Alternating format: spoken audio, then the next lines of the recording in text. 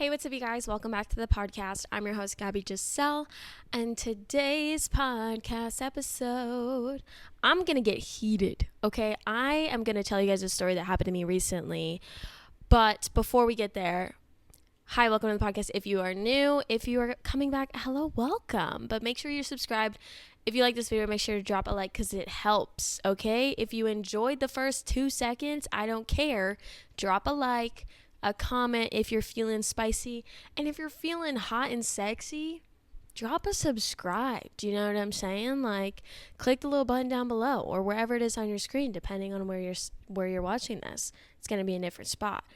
But today I want to talk about the manosphere. We're talking about the male loneliness pandemic or epidemic, whatever the hell you want to call it, because this is something recently that happened to me, and I want to talk about it. And then we're also going to talk about that viral video that just went super crazy viral on TikTok and Instagram and even YouTube Shorts. I've seen it, of that reporter who has all these idiot kids, okay, standing behind her, yelling, screaming while she's trying to do her literal job, because I think it's a problem, and we're going to talk about it. But before we get into today's episode, today we are filming on November 2nd, so happy Dia de los Muertos for those of you who celebrate. I never grew up celebrating Dia de los Muertos because that's usually like a Catholic thing, and even then it's like not really a Catholic thing. It's just like most people in Mexico are Catholic, so they celebrate it. But my family has never done it, and I kind of wish that I had done a little ofrenda this year, because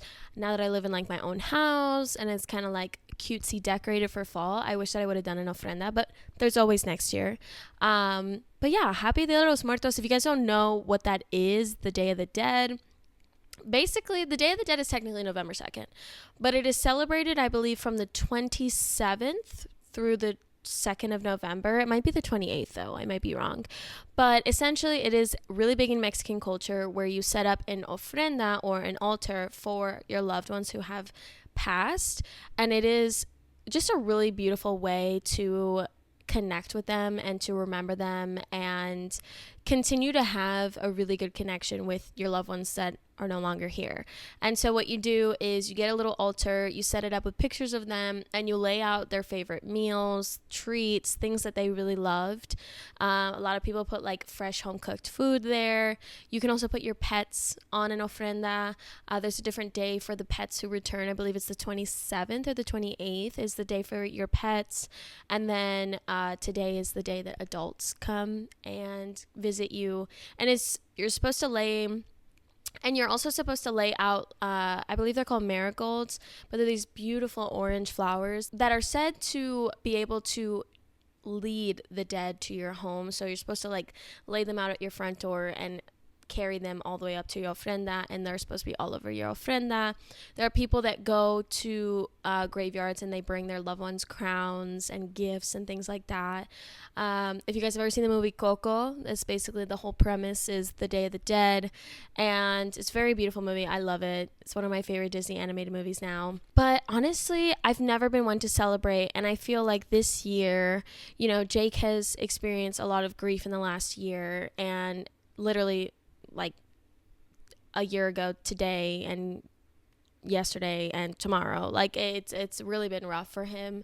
And you know, when all this was going on last year, we were talking about how it's very different when you lose somebody who's older versus somebody who is like younger, because it's much more of a shock, right? Like when we have, not to say that it doesn't hurt or that it's not painful, but it's different, right? Like I've only known people in my life who have passed that are older, other than like a few of my uncles. And for example, like my grandma, like both of my grandmothers have passed now. And you know, my grandma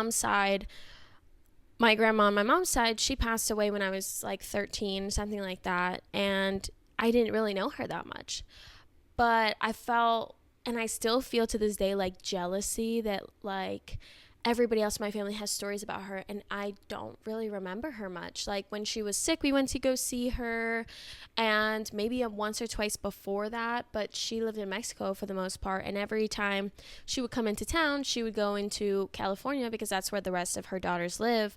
My mom is the only one who's down here in Florida. So, you know, there wasn't really much time for us to bond and to connect and to have that relationship versus with my dad's grandma. She actually passed during COVID due to COVID, but also other things that were the reason she caught COVID. Basically, she had some stomach issues and she had to get surgery.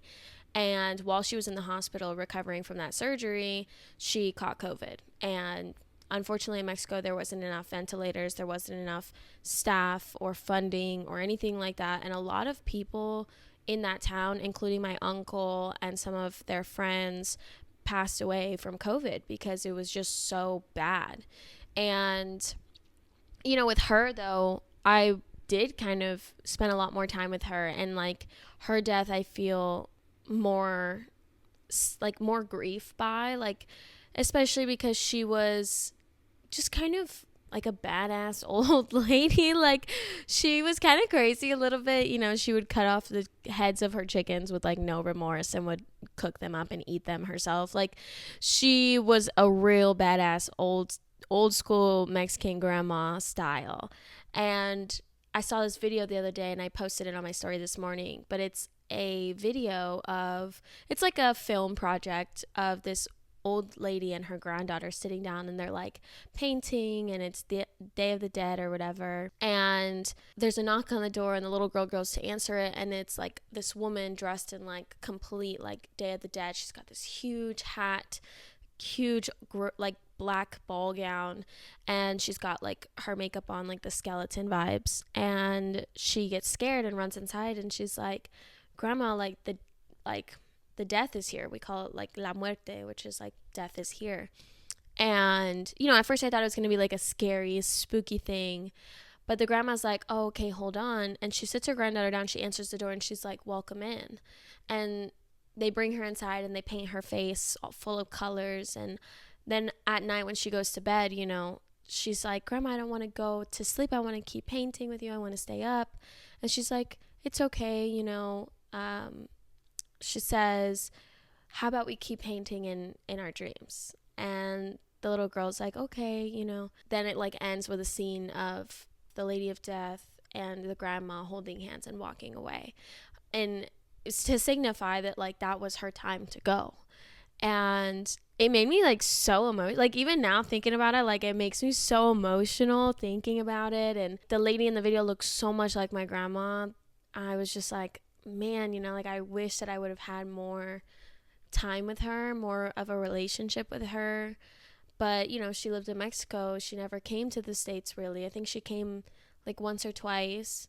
And I don't know. It really like put me in an emotional state this morning. It was really sad.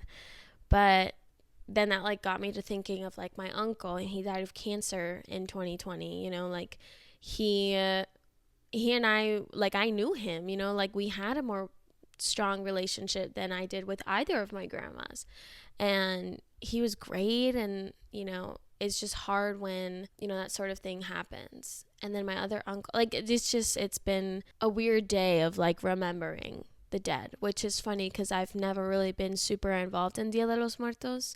But I think because of like Jake's grief and how much it's like, you know, on my head, because he's somebody that I care about and I love. And like, you know, I knew Noel, and like, you know, when he died, we were there in the hospital, seeing him shortly before, or like right before he passed. I feel like it's just like been heavy on my head. And like, I don't know, if you guys are like struggling, I guess I'm really sorry for whatever it is that you're going through, because it's hard, man. It's really, really tough to grieve and to understand grief. And the other day I saw this TikTok of this girl whose brother passed, and she was like just ranting about it and talking about how, you know, she feels bad because she feels like she should just move on, right? And she's like, "I'm never gonna move on, but you know, I feel like there should come a time where like it gets easier and it feels like it's getting harder." And like, I really sat and watched the video because, again, like my boyfriend lost his brother, and I want to like understand, because I don't understand, you know, I could never understand. And it's just been really rough, like the last day, you know, it's just sad. It's just really sad. So if you are missing somebody you love today, I'm sorry. And I'm sending you love, because that is really rough. And like, you know, I've always said, like, when my mom dies, like, oh my God, I'm going to lose my mind. And I will.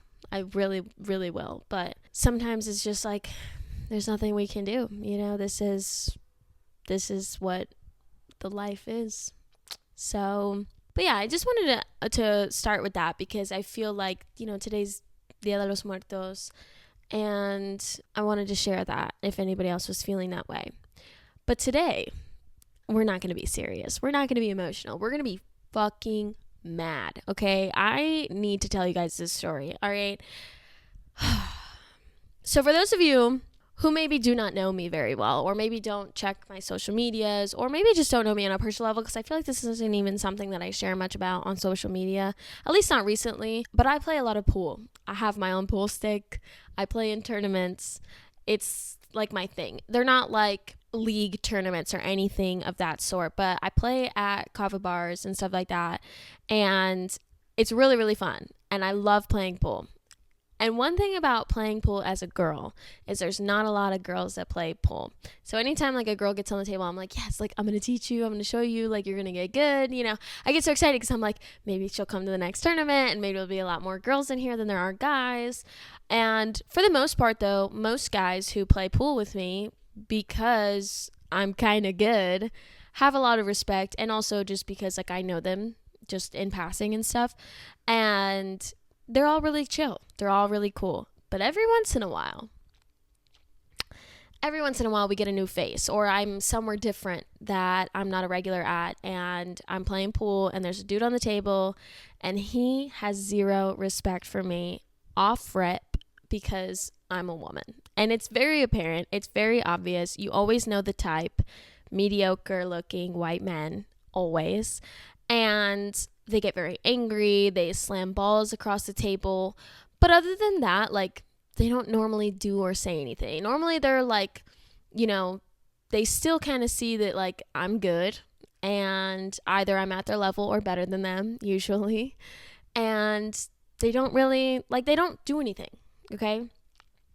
But the other night I was playing, not in a tournament, just for funsies. I went to a kava bar to go get some editing done. This is the bar that I play pool at the most. And this guy's there, and I get called up because my name was on the list. I get called up, and they're like, oh, Gabby, come play. And all my, like, dude friends that normally play pool are, like, sitting right there. And he's kind of, like, hanging out with them. So I'm like, oh, this must be one of their friends, whatever. I walk up to the table, and I go to shake his hand. He doesn't even, like, look at me, right? So I'm like, oh, okay, cool. Like, whatever. I guess I don't really care who you are either. Let's play. So we're playing, and he's kind of getting like, he's really quiet, doesn't speak to me the whole time. So I'm just like minding my business. Also, like, if you don't have respect for me, I'm not going to give you any. And so I'm just quietly sitting there. I'm talking to all these dudes that I know and chatting with them a little bit. Meanwhile, I'm just watching this kid be an absolute fucking dickhead. And if you don't play pool, you don't know this, okay? But there is a sense of etiquette. And most people who don't know how to play pool, when they don't have this etiquette, it doesn't annoy me as much as people who do know how to play pool, because it's like, you know better, right? And he's doing this thing where he's slamming the balls across the table, which, again, if you know how to play, if you know ball, do you know what I'm saying? Like, if you know ball, when you are playing pool, okay, for those of you who don't know, when you're playing pool and you shoot a shot, it doesn't matter how good of an angle you had. If you were pinned straight on the right point, when you go to slam a ball and you're just ramming your pool cue into a ball, it will ruin the trajectory of the ball because you're making it unpredictable now. Because in the action of like shoving your stick forward, this sounds like so wrong, but in the action of like hitting your ball, the speed at which you go from here to here affects how straight it is. So even if you start with the perfect point, when you go to slam that ball, if you're not good at it and it's not a straight shot, most likely you're gonna miss. So this guy's doing that. He's getting angry. I'm not speaking to him. I'm playing very quietly. I am just taking my shots. I'm taking really slow shots because I'm trying to slow them down, because I find that sometimes I focus on my setup for the next ball and I put a little too much power or speed at the balls, and then I miss, right? So I've been trying to really slow it down and like be intentional with how I'm making these balls, and I've been really trying to get good at it because I recently started playing again. I took about like a year and a half not playing at all. Recently started playing again. And so again, this isn't a tournament, but I'm trying to practice, trying to get some good practice in. Like, at the very least, I'm going to get something out of this game. Like, if this dude's not going to talk to me, he's not going to look at me, not going to have any respect for me, that's on him, had nothing to do with me, and I'm going to keep minding my business. Now, not only is he slamming balls everywhere, but dude is, like, trying to be intimidating, right? He's, like, cursing under his breath, muttering shit under his... I don't know what he's saying because he's literally, like... oh God, I'm just gonna fucking stupid fucking this, like literally muttering under his breath like a literal child. Okay, and dude is doing this thing that I've seen only one other guy do before, and I've literally, anytime I see that dude, I run the other way. I do not even engage with him. I don't want to play on the same table as him. I don't want to do anything with this dude. This guy's doing the same damn thing. And it's a thing that a lot of pool players do when they want to be intimidating, when they want to scare you, when they want to make you feel uncomfortable, because a lot of pool can be a very psychological game. You can really get in somebody's head. I found that being a woman, sometimes if I'm wearing more revealing clothing, men don't play right. They kind of, especially if it's like booby, because when I lean over the table, the boobs is out, right? They get distracted. I don't blame them. All right. But again, this is very common among men who just fucking don't know how to play pool and they need to play psychological games instead. I never do this intentionally unless you piss me off. But if a dude is being a dickhead on the table, in the middle of their shot, as soon as they go to shoot, I will drop my phone on the ground accidentally, face down, and I will fuck with their head because the slamming ruins their focus for most players, especially dudes who are so egotistical they can't have any respect for women. So this dude is doing the equivalent of that, but worse, okay? This motherfucker is taking his shots across the table. Now, mind you, the dude is wearing heels. He's clicking and motherfucking clacking with his little high heel cowgirl boots, all right? Slay girl, you look great. He's fucking clicking and clacking, walking around the whole fucking place. Mind you, wood floors. So yeah, he's like all over the place. Hey girl, you're gay. He's leaning across the table to take his shot, right? Totally normal. Totally normal, especially if it's like far across the table. You gotta lean over the table. Sometimes you gotta put a leg up. Hey, I've done it, right? It happens. But this dude leans across the table, all the way across the table, literally like laying on the table, missing. He misses every fucking shot because he sucks. Okay, you're bad, bro. I don't know. I'm not gonna get into it yet. But this man misses every fucking shot. And he is standing on the table, like laying across it, watching his ball miss. And then, instead of like getting off of the table, he watches the cue ball, like the white ball, okay, just kind of roll down all the way over by him. And he just kind of stares at it for a minute and then slowly backs off the table. Hey, your turn was done 30 seconds ago. Hey, your turn done 30 seconds ago. You missed 30 seconds ago. It's time to get up, buddy. It's time. Wake up. Wake the fuck up. Oh my God. It was driving me absolutely nuts because it's on purpose to be a fucking dickhead. So I'm just kind of like, all right, like I'm just laughing it off, whatever.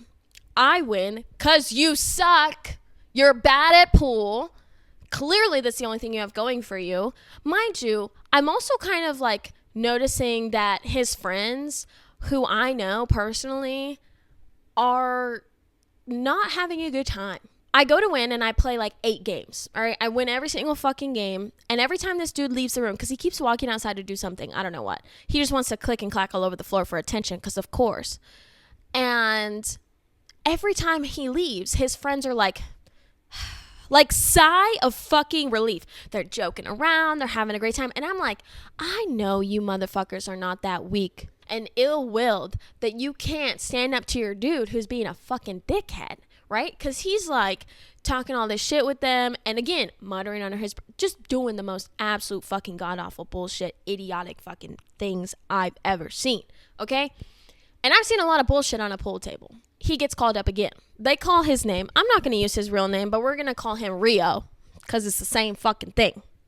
Fucking Rio, mind you, a white man.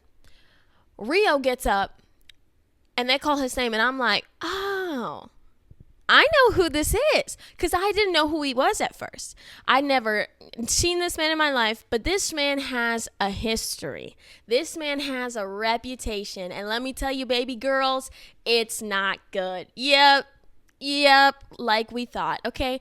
Because this dude dated this girl, tons of drama, called her a slut, like harassed her. She tried to get him banned from the bar because she worked there. And then he was cheating. She was cheating on her ex with him, and then they was doing things at the bar, and then they ended up dating. And then he was like super controlling and abusive and whatever. And mind you, that girl is crazy. That girl is crazy, but she don't deserve to be treated like that. So they broke up. So now he's at this bar again because she quit her job. And they were going to a competitor literally less than half a mile down the road, okay? And now he's coming here. Right. So I know who this is now. I'm like, oh, you want to talk about mothers. That's how I felt. I was getting hyped the hell up, okay? I'm like, bet, right? They call his name. He walks up again. Doesn't shake my hand, doesn't say hello, doesn't introduce himself. I don't speak at all. I run this table to the fucking ground, bro. All right. I'm telling you, this man had 4 balls left on the table. I had 1 plus the 8. This dude, so far behind. I finally miss, because apparently sometimes I miss. But I was killing it this night. I told you, I ran the table for like 8 games. I went through the whole list to the point where I had to come back to him. All right. So yeah, I'm fucking killing it. I'm doing a great damn job. I missed my shot. I've got 1 ball left and the 8. He's got 4. And the 8. He goes to shoot, and again, he makes like 2 balls in, and he tries slamming the last couple, and he fucking misses. Of course, because anybody who fucking knows a single thing about pool knows you don't have to slam every fucking ball. Thank you. And that's my TED Talk for today, because my God. Okay? Now this dude, he gets off the table, and again, he did the thing where he was watching his ball fucking roll down the table, laying on the table. It's my turn, buddy. It's my fucking turn. And he's just being irritating at this point. Like, just annoying. But I'm going to ignore it because I'm not giving you that attention. He wants me to be like, yo, get off the table, obviously. And now that I know who you are, I know you want conflict. So I'm leaving it alone. I'm being real fucking patient and quiet and minding my own damn business. So he goes to make a shot. He misses. And guess what? He scratches, which if you don't know what a scratch is, it's when you make the white ball into a pocket. Yeah, that's a ball in hand, baby girl. Now I take that ball and I put it anywhere on the table I want. And I've got 2 balls left. So I'm winning, bro. I'm winning. You fucked yourself now. And so normally, courteous people who play pool, people with common sense, either if it lands in a pocket closest to the player that's going to take it, you just leave it alone. But if it doesn't, and it's right in front of you and you have to hand it to them then, okay? You take the ball out of the pocket and you place it in the person's hand, because that's just a nice thing to do. Or maybe you roll it a little bit down the table if you don't feel like walking over because you're a little bit upset. Totally fine. I've seen people do that. I've done that maybe. I don't know. I don't think I've ever done that. But like, if I have, that's probably why, okay? Totally cool. This man doesn't even let the ball roll fully in the pocket. He grabs it off the table and chucks it at me. I'm not joking. The man threw a hissy fit about missing because he sucks at pool. Okay? He takes the ball off the table and like snatches it across the table at me. It slides. He's like throwing it, right? So it slides, it hits the railing, bounces up, and comes back. If it hadn't bounced back, it would have hit my fucking toe, and I swear to God. Then it's like flying across the table. At this point, you're going to fuck with the table because you're so angry. Oh, baby girl, did I hurt your feelings? Did I hurt your feelings because you suck at pool? Oh. You know, like, fuck off, bro. Fuck all the way off. So this dude... I'm not joking. He slams this ball across the table at me. It zigzags. I have to like run over and catch it because homegirl is not about to fuck up my game of pool just because you want to be a bitch. I'm not re-racking this. I'm not doing it again because you want to be a fuck ass hoe. You're done. So I grab it off the table and I look at him and he's like going and walking away from me, back to me, sitting down. And I look at his friends and I look at the ball and I look at him again and I go, that's fucking crazy. And he's like talking his shit, muttering shit under his breath, like talking to homies. And I turn and this guy I know, Chris, sitting over here on this round table all by himself. I turn while still standing at the table out loud. I go, if that dude fucking throws this cue at me again, I'm going to slap him across the face with it in my hand. And I turn and I win. And I take my fucking shot and I'm going to take your ass to the fucking bank because you're a bitch. You need some money? You need some money? Do you need me to fucking massage your little ego, baby? Is it so bruised because your only sense of self fucking worth is how good you are at pool, which is not that good? Okay. So I'm irritated because you're not going to fucking throw a cue ball at me. Do you know how much it hurts to have a cue ball hit your leg when it bounces off the table, let alone slammed on your toe? Or hell, I'm surprised you didn't fucking throw it at my fucking Mexican face. Because guess what? 2 seconds later, I'm in the middle of another game because, again, he sucks. He goes, before I even get a chance to break, he goes, oh, I'm so sick and tired of playing with these skinny little fucking F-slur. I'm not going to say that on camera. Because that's gross. It's gross. So I'm like, oh, you think I'm skinny? Period. I do have baggy clothes on. So maybe that's what he took for, like, you know, being a lesbian. I don't know. And, like, thanks, not a fucking insult, but, like, weird to say that out loud. Then, in the middle of me winning this game, I have my back to him. He's, like, about as far as you guys are from me, which I'm going to tell you right now is, like, 3 feet. 3 feet away, and this dude is talking to his friend, oh, yeah, tomorrow I got to do this, and that. No, we're going to do this, blah, blah, blah. Yeah, I got to teach these fucking Mexicans how to work because they're going to go do my fucking yard.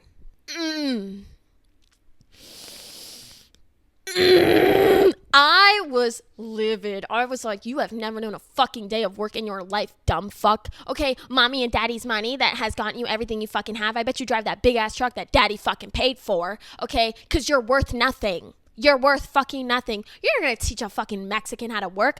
Bitch, you can't even work a goddamn pool table because you suck ass. This Mexican is about to show you how to fucking work a pool table because you need the fucking help. Clearly, you don't understand basic fucking pool. You don't understand basic fucking human decency and ethics. And you also don't understand how to shut your fucking trap, you bitch ass hoe. You fucking mediocre white man who's a loser whose entire self-confidence is based off of a game of fucking pool because you suck at it. And yeah, of course, if I based my entire personality and self-worth off of one thing and I sucked at that thing, I'd be a little fucking upset too. But hey, Miss fucking heels clicking and clacking, you look like a fucking drag queen with all that gel in your hair and you're a bitch. So funny. Anyways, so I hear that. And I turn and I look at him and I just laughed. I was like, what? What? Because if I didn't, I would have lost my fucking shit right then and there. So I said, you know what? He wants the attention. That's why he said that right behind me. So I let it go. I was like, you know what? I'm going to let it go. I win my next game.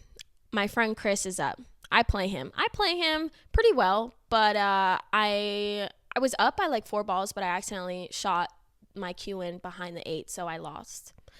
And this guy had gone outside. Mr. Rio had walked outside. Mr. Rio walks back inside, and as he's walking inside, I'm talking to my friend Chris, laughing and joking about how I had to get off the table eventually because I can't embarrass men all night long. And as I'm saying that, Mr. Rio is walking right past me. Mr. Rio is walking right past me, and I look him dead in the eyes and I say, I can't embarrass men all night long. And you could just tell that man turned redder than a fucking tomato. I swear to God, his melanin nowhere to be found. It doesn't exist. It's not in his genetic makeup, okay? Because motherfucker was so red, I just knew his head was about to explode. He was gonna lose his fucking mind. So I did what all fucking bitches should do, and I fucking walked up to the worker and I said, "Hey, Tiff." Yeah, that's my friend, bitch. So I walked up to her and I said, "Hey, can I complain?" And she goes, "Sure." And I tell her this entire thing, and she goes, "You're the third person to complain about him today. That girl who was sitting over there that I told you, she had just left because of the shit that he was saying. She just left. There was another person earlier tonight that complained. And he's still here? Y'all still letting this man in here?" So I said, "Oh, okay." She goes, "I'm going to talk to the owner." Mind you, I know the owner of this business personally. I have the owner of this business phone number in my phone. Okay? So I said, period. If nothing happens, let me know. Because I'm going to send a fucking text. And I said, "You know what? You guys have a complaint box. I'm going to write a paragraph." So I wrote a paragraph, word for word, verbatim, what that motherfucker said out his mouth, so they could really feel it. And I left that shit there. And guess what? I haven't seen him since. I haven't fucking seen him since. And the next day, this girl comes up to me. Shout out Izzy. That's the girl that was sitting there, by the way. She was like, "I mean, can we talk about what happened the other day?" I'm like, "Yes." And she told me that when I went to play him the second time, his little bitch-ass friend, respectfully, I don't know that kid, but he didn't do anything to me, but I just find it crazy that men were sitting there the entire time and didn't once check their friend, okay? Especially when he threw that cue ball across the table at me. I'm sorry.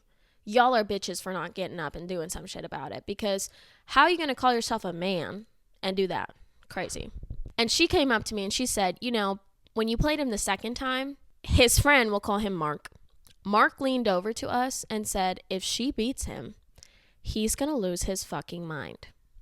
I love when I live rent-free in mediocre, misogynistic, loser-ass men's heads. I love it, okay? So I was like feeling so good about how I never said anything to him. I didn't fucking do it. Because, bro, I was on the verge of losing my mind. I will get kicked out. I will fight a man. You don't scare me, actually. You are actually a little bitch. And I am not afraid of you. Sorry. This Mexican, not worried. Not worried at all. You look like a fucking mediocre ass man who owns guns that he's never actually had to use. And I'm going to tell you what. This is Florida, bitch. Try me. Try me. It was crazy. Nothing ever really happened. I don't think that the owners ever banned him or kicked him out or anything. That was like a week ago, though, so we'll see. We'll see. And last night I went there and I played in the tournament and he wasn't there, so good. I don't want to see you anywhere, bitch. But that got me to thinking, all right? Because then this video went viral, like a day or two before that, of this girl who's like sports newscasting, and she's like standing in like obviously the stadium somewhere, not out in the field, but like right by the bleachers. And there's tons of people walking by, and this group of kids comes by, and they're like clearly ages like 21 to like max 24, right? Like they're not teenagers, they're grown men. And they're acting like little boys, and they're like 6'7", 6'7", 6'7", like screaming, okay, behind her, getting in the camera, and she's like, "Oh, hold on, you know, whatever." And she's trying to keep reporting and talking and whatnot, and they're just like standing there, and then she just is like so professional about it. She does not react, she doesn't say anything, and it's getting like shared around, and people are like, "Male loneliness pandemic," but this is the male, like, and it's so fucking true, okay? And now I'm an empathetic person, and I understand how seriously scary it is to feel alone. I've been there, okay? And so if a man is struggling mentally, I have sympathy for you. Like, I can sit here and say, you know, "I'm really sorry that that's what you're going through." You know, like, I will listen, right? But you can't tell me that men are lonely and use it in a way that's a weapon against other women, because it only ever comes up when women talk about their problems with men, right? It only ever comes up when we're only considering the feelings of men. It's like you can't even have both conversations. And now, mind you, there are like feminist extremists that like act this way too, which is not really a feminism, because feminism is equality between both men and women, and so like it shouldn't matter, right? But it's like that statistic I talked about a couple weeks ago, how more men die of suicide than women. But it's because men attempt more violently because they are more prone to violent measures and because they are taught to be more violent. Because we live in a violent society where men are the ones who are typically violent. It's not because men and women suffer at different fucking rates. It's because men attempt more violently. Women are more likely to attempt less violently and therefore have higher chances of survival. Okay, if men are so lonely, why aren't they talking to each other? Why are you not having these emotional conversations? Why are you not being vulnerable with each other? Because society tells you not to? Whose society is that? Who made that up? Your grandpa and your grandpa's grandpa. That's who. Women, for the most part, I would say, are sympathetic. And we understand. Nobody's judging you for going up to your homeboy and being like, hey man, I'm really struggling. You know, like I see my boyfriend and his best friend's relationship and it's so refreshing. Like it is so nice to see men actually fucking communicate and have a genuine connection and conversation with each other rather than just being like, bro, you know what I'm fucking, this bitch, this hoe, this and blah, blah. It is your own damn fault half the time. All right. And when you tell me like, oh, male loneliness pandemic, and you want me to feel sorry for you, I can. But I don't feel sorry for men who are claiming male loneliness epidemic or whatever, and then they're doing shit like that. Acting like Mr. fucking Rio on the pool table, so afraid of his fucking ego being not stroked by what? Losing or winning? Like, you're a loser, bro. You deserve to be alone. You fucking deserve to be alone because you have created a person and a personality and an emotional state where you cannot connect with other human beings. This is the other thing. I was watching this clip the other day, and I think I might have talked about it last week. I don't know.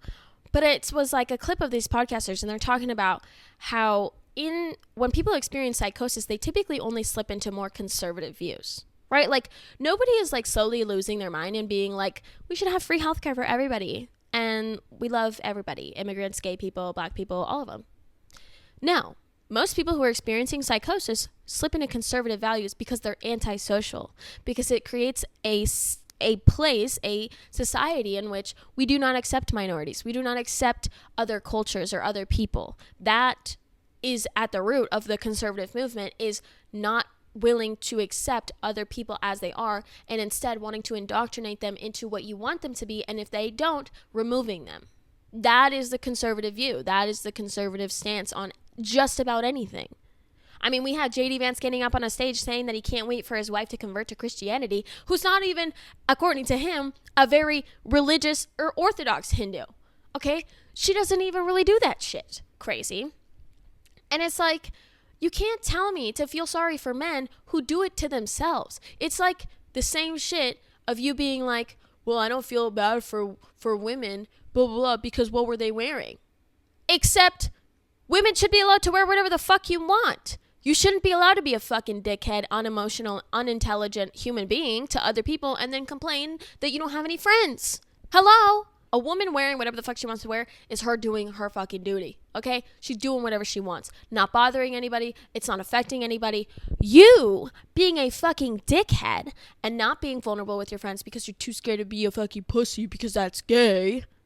That's you doing it to yourself. That's you shooting yourself in the foot. So no, I don't feel fucking bad for you in the manosphere when you feel lonely, because 90% of you motherfuckers are doing it to yourselves. That's what you're doing. I don't feel bad for you that women don't want to date you because you're a fucking bigot and you hate women. Sorry. I don't fucking feel bad for you. The only solution to that problem starts with men. Women cannot fix this for you. You have to fucking fix it. Just like women have had to fix our own fucking issues. Women didn't fucking stand in front of a room of all men and command them to stop being misogynistic assholes. No, they did the fucking work. They had the conversations. We are constructive. We have emotionally intelligent conversations with one another in order to solve our problems. And yet men get on the internet and they do fucking weird ass red pilled content where they talk about grinding and doing this and doing that and working hard and doing everything, blah, blah, blah, blah. Because if you don't, you're not a man. And then they get on the internet and complain that there's too much pressure on men. It's you, baby. It's you. You have created the problem. Here's my thing, though, is there's somebody for everybody. So if you're, like, not the traditional sense of a man, right? Like, for example, my man. He doesn't know how to build shit. Okay, every piece of furniture in here I had to put together, because if not, he's going to do it wrong. You see these curtains? He barely got them up there. Okay? It's not his specialty. But that doesn't make him any less of a man in my eyes, because that's what men are supposed to do. No, because he's good at other things. And it's like, in a relationship, it's not like the man's part. But some women want a man who leads them, and some women want to lead their men. The male loneliness pandemic, is it real? I guess, if you're telling me it is. But what's the cause of it? It's not women. It's not because women don't want to have kids. Women don't want to date men. People are turning gay. No, it's because men have not set a standard for themselves high enough in the right places. You've set a standard for yourself in how muscular and buff and strong you should be, in how demanding and aggressive you should be, but not in how emotionally intelligent and kind and soft you can be with other people, including women and men. Because you're too afraid of being called gay. And I'm sorry, but that's something that you have done to yourselves, and that's the only way that you're going to get yourself out of it, is by digging yourself out of that fucking hole you created. And stop perpetuating the stereotypes that have gotten you there. Oh, it's gay to be vulnerable. Okay, then don't be vulnerable. And don't have emotional issues. Don't be fucking human. That's a problem you created. The audacity of men never ceases to amaze me, but it's ridiculous, truly. And like, I've always been like this person who's very like white or black, but I think as you grow, you see the gray, and you know that the gray exists. And I think that there are tons of men who exist in the gray here, who, yeah, maybe they're not weird ass fuckers like Mr. Rio from the other night, but they're men who still aren't doing the work, right, to be emotionally vulnerable with their friends. I don't think, like, for example, with my man, again, like, he goes to his best friend when he needs to like unload a lot of shit, because that's how he feels comfortable, and also because he's another man. You know, like, there are things that women don't understand about men, and we will not, because we don't live your life. We don't live in your body, we don't live in your mind, we don't have your hormonal issues. We have our own. So I will never understand him in that way. I can listen though. I can be there for him when he wants to. And there are certain things that he comes to me about that he won't go to his friends for, and that's fine. But he can go to his friends for just about anything. And that is really awesome to see. Like, that is the first time I've had a boyfriend and a man that I know that genuinely consults his friends when he needs it. And it's like, yeah, no shit. Because he's emotionally intelligent and has a little bit of a semblance of human decency and kindness for himself and for other people. When you treat yourself and other people with respect, you get it. It's not free. So it's like, men think that they'll earn the respect of other people and the attention of other people by being fucking dominating, by being aggressive, by being the loudest in the room, by being the most opinionated, by demanding. Like, it's not how it works. That is not how human beings work. You can't just tell us to like come here and do what you need. That's not how it works. People need a relationship, a connection, a sense of vulnerability between you so that you can understand each other emotionally. So if you want to fix the manosphere issue of the male loneliness pandemic, then you need to fucking do the work. Nobody else is going to come to fucking save you. You guys love that fucking, you love that saying. Nobody's coming to save you. You got to do it yourself. Girl, go grab your glass bottle of water poured into a fucking bowl with ice and slap your fucking face in it, because I'm sick and tired. Y'all need to wake up. I do sympathize with men who experience this, because it is scary. It is seriously scary and lonely to experience this sense of loneliness. But it is something that you have brought upon yourself by one action or the other, or the inability to have the intelligence or to seek the help and the guidance that you need. My other thing, though, that I really find just great, and when I see it, it like, that is the same thing that I feel when me and my girls are together. Do you know what I'm saying? Like, when I'm sitting around a group of women and we're talking about books and we're laughing, we're talking about, you know, I mean, I'm in a relationship, but like whenever we're talking about relationship stuff, or like some of my friends who have crushes, or like my friends in a new relationship, and it's like we're just chatting and relying on each other and venting, and it's not always this like big thing. I feel like for men it always feels like it's going to be this intense conversation, like, hey man, can I talk to you? Like, I'm not trying to be dramatic or anything. Like, no, you just talk to your friends. And I know it can seem really hard and really scary, but that's something it's not real. That's not real. It's not that hard, and it's not scary, because as long as you have the right fucking friends around you, and like those dudes that I know that were hanging out with this piece of shit Mr. Rio guy, and feeling like they were so tense when the dude was in the room, and every time he'd leave, they'd be like laughing, joking around. You know what friends are right for and what friends are not. But you need to find the right ones. And if all you have are the wrong friends, you need to fucking leave that friend group. Truly. Because it's not serving you. It is not doing any good for you.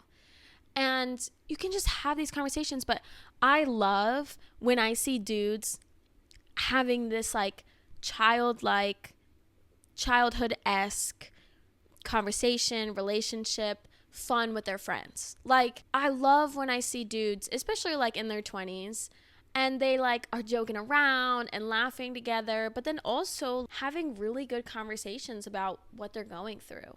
I love to see it. I think almost all women find that really endearing and beautiful, because it feels like it humanizes men, which is like so weird, but it feels the same thing as like when you're watching a group of women just be women and like finding that sisterhood and stuff. And so when they can find that relationship with their friends, it is so nice. Like I love to see my man talking to his friends. When we go to visit in New York, I love to see them hanging out and joking together and like having a good time. I think it's so good for him. But I think most dudes like don't hang out in person, and they just kind of like talk online or through text, and they send memes and shit. And I mean, the same thing for women. A lot of women do that too. But I think it just does really good for men to actually in person have conversations and time with their friends. And like, it doesn't have to be scary. It doesn't. It doesn't. Like, I don't sit my friends down and I'm like, can I have like a really hard conversation with you right now? Like, can we talk about emotions and feelings? Like, no, it just naturally flows that way, because women are empathetic, and we have learned to connect with one another, because sometimes women are all we have. Do you know what I'm saying? Like, sometimes our girlfriends are all that we have to lean on.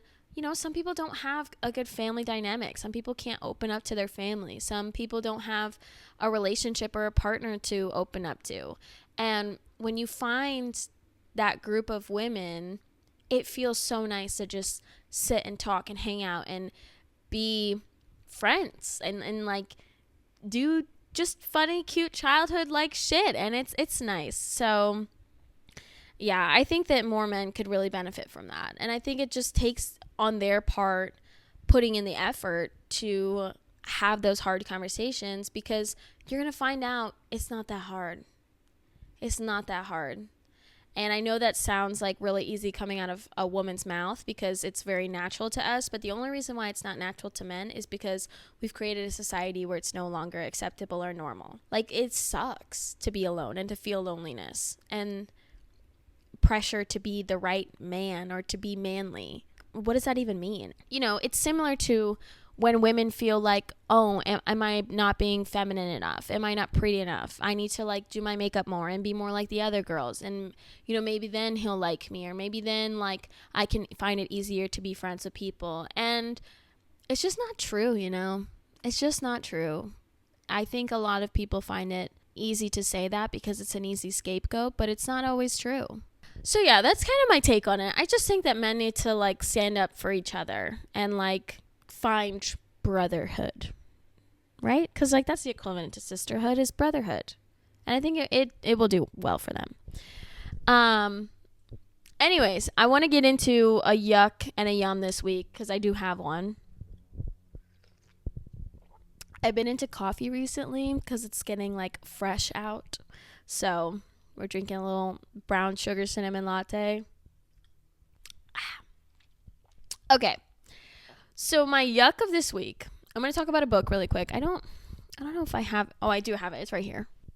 Okay, so my yuck of this week is this book. And I'm not DNFing it yet. I'm going to keep giving it a try, although I am like 79 pages in. And this book is Bewitched by Laura Thalassa. Okay, and again, I'm going to keep giving it a try. But listen, This is about a girl named Celine who has magical powers, and she wants to get accepted into this like really cool, prestigious magic school slash coven. Okay. And she needs to apply, kind of like college application. And in order to be accepted, you have to have a really good application. And it starts off with her waking up. And the thing about her magic is every time she uses her magic, she loses a memory. And it like deteriorates her brain and makes it harder for her to, I don't know, function. I really don't know. Like, they haven't really explained that much. But she wakes up and she opens her notebook, and like the girl has to leave sticky notes for herself everywhere because she's that bad at remembering. Like, she doesn't remember shit. So she has a note that says 10 a.m. meeting with Henbane's Coven Admissions office in Morgana Hall. Leave an extra 20 minutes early. You have a bad habit of arriving late. Says, I frown at the note, then glance at my phone. 9:57 a.m. Well, shit. And I don't have a problem with cussing in books, obviously. Like, I use those words on a daily basis, every other sentence. But I do have a problem with how, like, quirky, Taylor Swift, millennial coded she's supposed to be.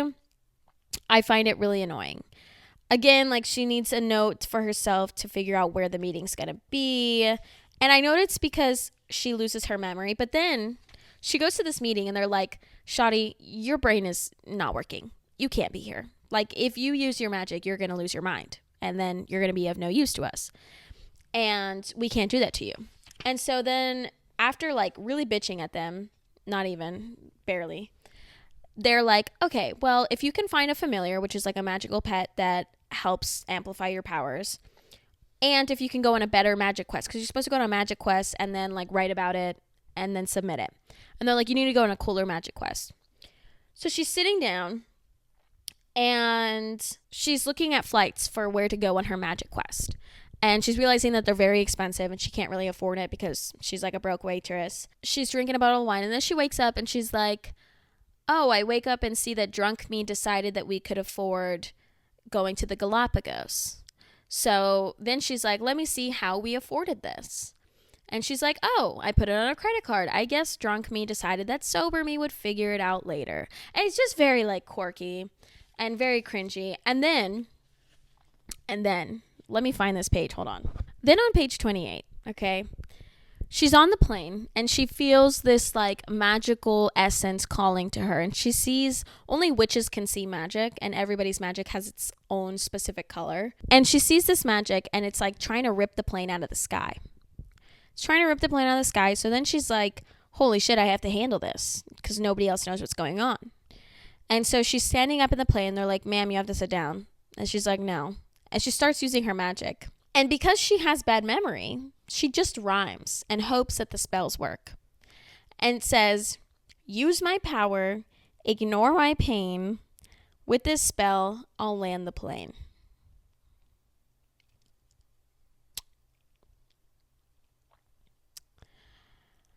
She's not landing the plane. And then she says, on the same page, it says, I call on magic, most arcane, protect these people, land the plane. I'm going to lose my mind. I know it's supposed to be quirky. I hate it. Why? Why does it have to be quirky? Why can we not just have regular FMCs who are regular and normal? Why do they have to be quirky? And that's not the only time she rhymes in here. There was also another one where like this guy was trying to get in her way. It says, stop this man in his tracks, be my arms, and push him back. Girl, Miss Laura, could we not have like at least done a little bit of research to find some like actual incantations? We had to rhyme. And I get it. It's because she loses her memory. But it's like, did she really have to lose all of it? Do you know what I'm saying? Like, why? And then, of course, within the first 30 pages, she gets approached by a panther. Big, bad, scary panther versus, like, other people's familiars are, like, cats and gerbils and fucking weird small animals. And she gets this big, bad panther. Off rip. She lands, the plane crashes onto the island. She doesn't die. She survives. The voice calls her into the woods. And this pink panther, or this giant panther, it's not pink. This giant panther climbs on top of her, and then she immediately connects with him. And boom, problem number 1 solved. She doesn't need a familiar. She fixed it. And it's just like, we couldn't make it any like more creative. Like, it just kind of felt so boring and corny. And so that's my yuck of this week. Why? Why make a book about witchcraft if you're not even going to bother to do the research on witchcraft and find actual incantations, or at least something that resembles it, so that it's good? And why are we doing the whole quirky, like, she cusses multiple times. There's like just very millennial coded things in here. It feels like if Taylor Swift wrote a fantasy, and it's not good. It's just not good. So I don't recommend it. I really don't. Now, we're going to finish this off with a yum of this week, because I have started Bury Our Bones in the Midnight Soil by V.E. Schwab. Okay, this is a sapphic vampire romance fantasy vibe. Okay, it is so good, and I'm only like 10 chapters in. Okay, and also we have to stop halfway for book club, and we don't have book club till the 16th, so I've been really trying to control myself and not finish the whole thing. But it is so good. So freaking good. It's my first sapphic anything, and I'm loving it. I highly recommend, honestly. It is just so moody, and V.E. Schwab's writing is just so beautiful. Like, there's a line in there where these two girls are about to, or I think they're like sort of getting it on or whatever. And there's a line that says, Alice was used to wanting, but not being wanted. And I just loved it. It was just so beautiful. And there's so much, like, the setting is just perfect.